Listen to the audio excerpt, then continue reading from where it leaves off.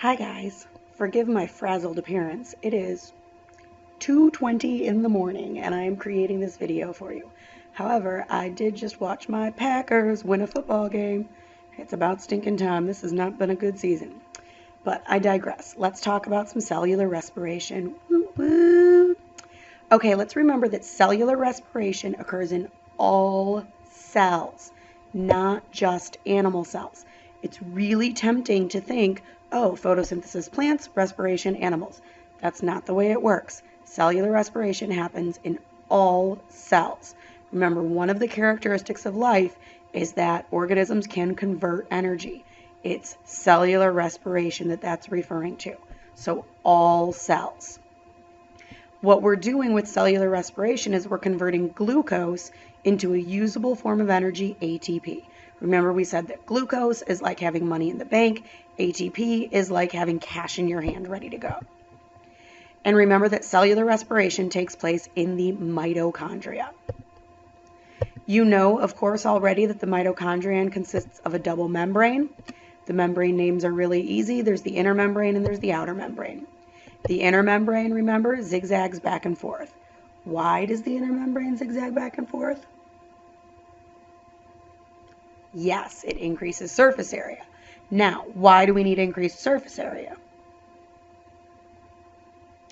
Yes, because it gives us more space for chemical reactions to take place. That's awesome. That's what we need.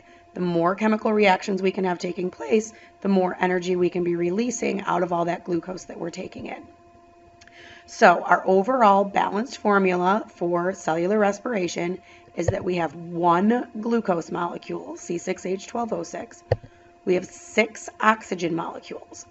And what we're going to get out as waste products are 6 water molecules and 6 carbon dioxide molecules, and then a bunch of ATP. And how much ATP you get out depends on what kind of respiration you perform.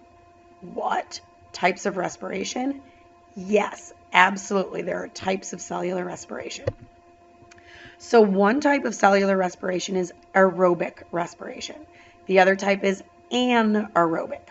So if you think about aerobics, you know what aerobics are. You probably, have had a fun time in an aerobics class at some point.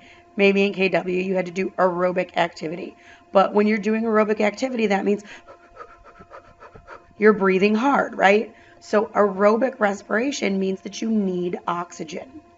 Anaerobic, anytime you have an in front of a word, an means not. So anaerobic respiration means not aerobic. So anaerobic respiration doesn't require oxygen. So again, aerobic respiration requires oxygen. Anaerobic respiration does not use oxygen. So aerobic, you need your oxygen. Anaerobic, no oxygen needed. Of course, if you're doing this, you're probably dead and you've got no cellular respiration going on anyway. All right, so aerobic respiration, as we said, uses oxygen.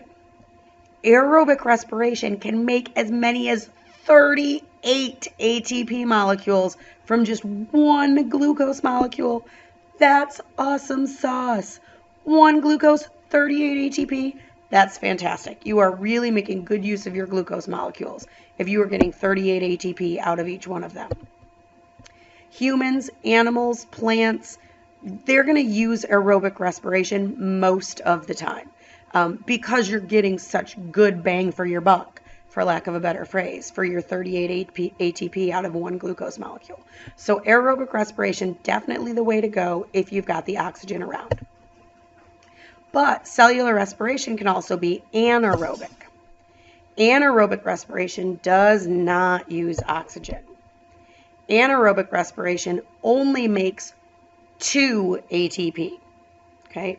Only 2 ATP are going to get formed.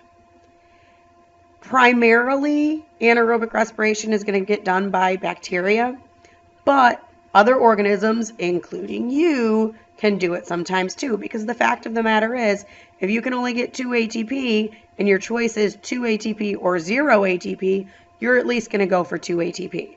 So obviously, if you've got oxygen around, 38 ATP is the way to go. But if you don't have any oxygen around, you'll take 2 ATP because 2 is better than none. Okay? So sometimes organisms that would normally prefer to be doing aerobic respiration we'll do anaerobic respiration. So anaerobic respiration is sometimes also called fermentation. So fermentation and anaerobic respiration, those are fairly synonymous. If you get into more complicated biology classes, they may differentiate between the two, but for our purposes, we're good to go with that. Fermentation can sometimes produce lactic acid. So if you as a human perform fermentation, in other words, anaerobic respiration, you're going to produce lactic acid. So when does that happen? Let's say you go for a run, and let's say you push your limits and you run farther than you've ever run before. Pretty soon you're going to get to a point where you can't get enough oxygen into your body and get that oxygen to all the different cells in your body. And so some of the cells in your body are going to have to do without oxygen.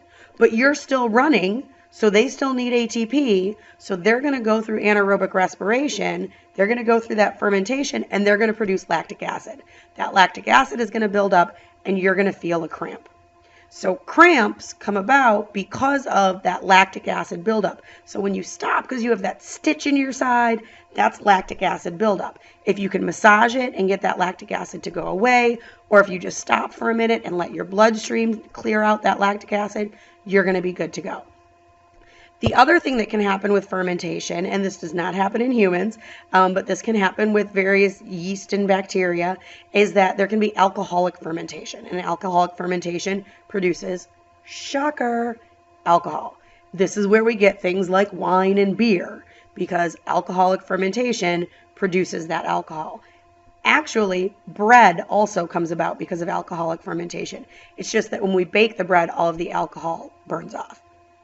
Now, clearly humans do not do alcoholic fermentation. If humans could do alcoholic fermentation, I suspect a lot more people would work out. But, you know, that's not the way it is. Do you hear that? That's my dog rattling her collar. She does not like listening to all this talk about respiration. She wants to go to bed. Lucky for her, I'm pretty sure this is all we've got, and it's time to go to bed. Well, it's time to go to bed for me. You have more work to do. Study, study, study.